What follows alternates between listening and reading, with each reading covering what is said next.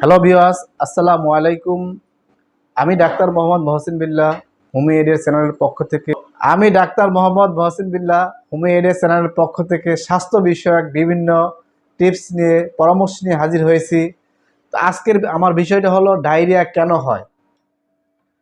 Diarrhoea বিভিন্ন কারণ হয়ে থাকে। তো বন্ধুরা, আমি ডায়রিয়ার মূল আলোচনা যাওয়ার আগে আমার চ্যানেলটা যারা এখনও সাবস্ক্রাইব করেননি, দয়া করে এখনই সাবস্ক্রাইব করে দিন এবং পাশে থাকা বেল আইকন শব্দটি ক্লিক করে রাখুন, যাতে পরবর্তী ভিডিওটা আসা মাত্রই আপনার কাছে নোটিফিকেশন চলে আসে।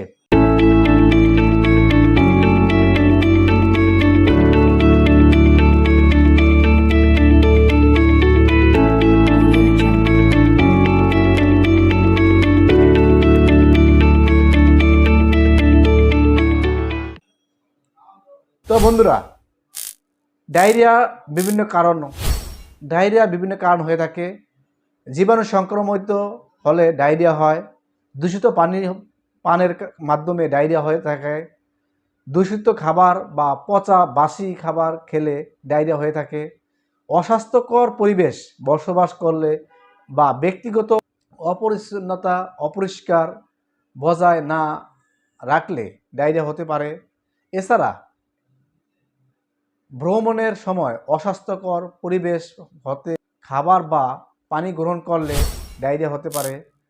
সংক্রামক ডায়রিয়া কেন হয়? ভাইরাসজনিত, যেমন রোটা ভাইরাস, এন্ট্রোভাইরাস, এডেনোভাইরাস ইত্যাদি। ব্যাকটেরিয়াজনিত, যেমন সালমোনেলা, শিগেলা, ইকোলা,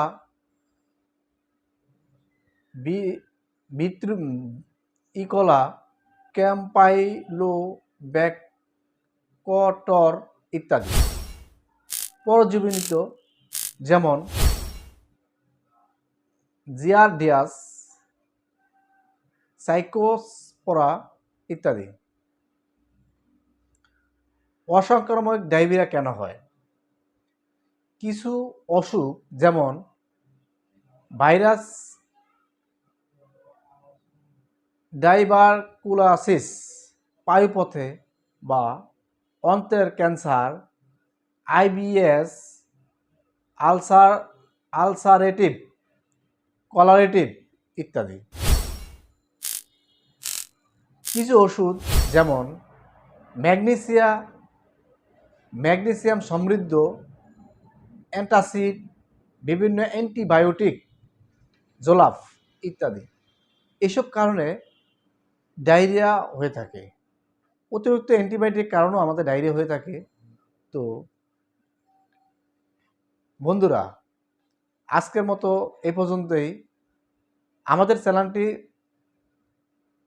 আমাদের ভিডিওটা যদি পছন্দ হয়ে থাকে, অবশ্যই লাইক, কমেন্ট, শেয়ার করবেন এবং আমাদের পাশেই থাকবেন, হোমিওপ্যাথির পাশেই থাকবেন। আসসালামু আলাইকুম।